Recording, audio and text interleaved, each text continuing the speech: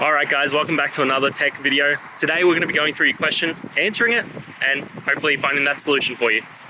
Now, don't forget to stay just a little bit crazy like me, and hopefully you'll get to that resolution. Anyway, on to the video. Cheers.